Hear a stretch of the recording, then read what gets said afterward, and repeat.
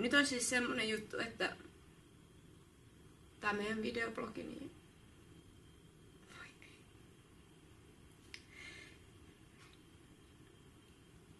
Niin siis tää meidän videoblogi käsittelee tänään itkua. Naiset itkee enemmän kuin miehet. Sen uskotaan johtuvan osittain hormonaalisista syistä, mutta tietysti myös kulttuurisista. Mitä demokraattisempi ja onnellisempi yhteiskunta on, sitä enemmän kaikki itkee. Ja mitä tasa-arvoisempi yhteiskunta on, sitä selvemmin se sukupuolten välinen ero korostuu. Eli Suomessa itketään ihan helvetisti ja naiset itkee vielä enemmän. Itkullahan on paljon tämmöisiä hyödyllisiä seurauksia. Yksin itkemisen hyödyllisyydestä ei ole varsinaisesti tutkimusnäyttöä, mutta ainakin mulle se toimii. Mä tykkään itkeä yksin. Mut sit jos itkee jonkun toisen silmien edessä, niin se on vähän niin kuin antaisi jonkun arvokkaan lahjan. Tässä mä nyt oon, heikkona sun edessäs. Mä paljastan itsestäni asioita, joita moni muu ei ole ehkä nähnyt. Ja se toimii, sillä itkevää ihmistä kohtaan koetaan todennäköisemmin myötätuntoa kuin semmoista ihmistä kohtaan, joka ei itke. Joten,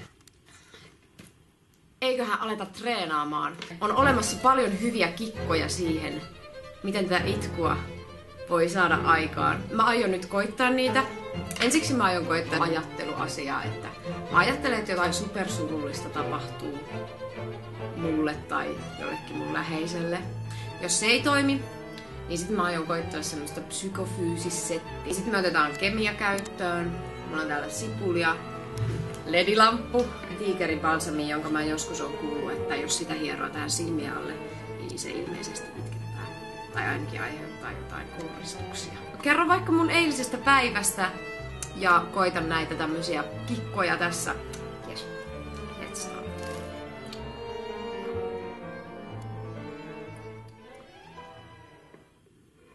No eilen oli siis ensi-iltapäivä Työviksellä. Syödä vähän aamupalaa.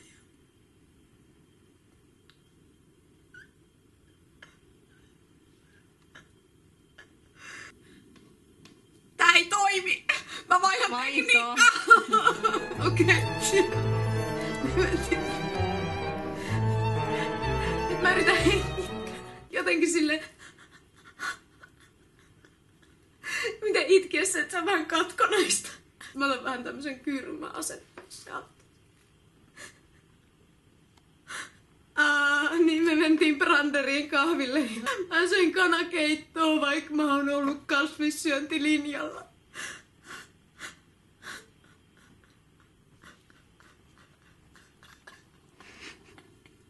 Vaihto. Okei, sipuli. Joo, siinä sitten juteltiin vähän perusasioista, että mitenkä on mennyt se, siis treenit ja näin. Pystyisikö tätä hieroa? Aina se kanta on vissiin semmonen, mikä pitää ottaa pois. Mä menin Lidliin ja ostin ruusuja.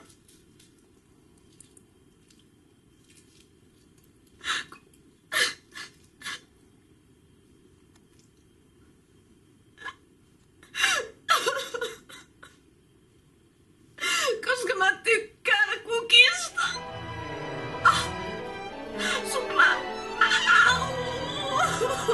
Vois olla kivaa illalla sitten esityksen jälkeen. Vaihto. Sattuu. Ledilamppu. Okei. Sitten mä kävin kotona välissä. Ai vittu. Kävin kotona välissä. Ai saakeli.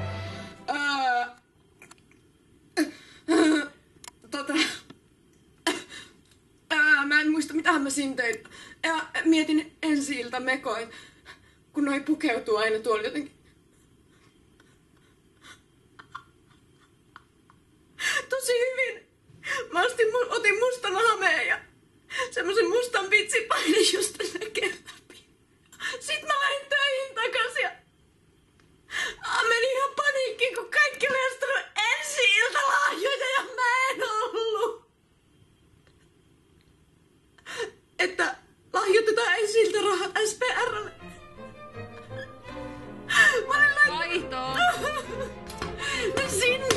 ja mä niin menin vähän paniikkisin sitten, kun mun pöydällä oli ihan sikana ensi-iltalahjoja. Mä en ollut ostanut yksittäisesti kelle Oulu. No, mutta siitä sitten selvisin siitä paniikista.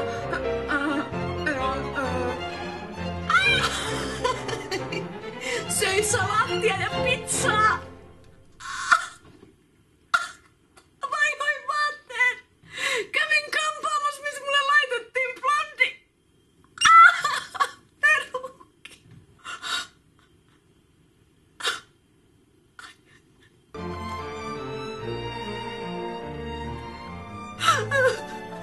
Okei, mahtavaa.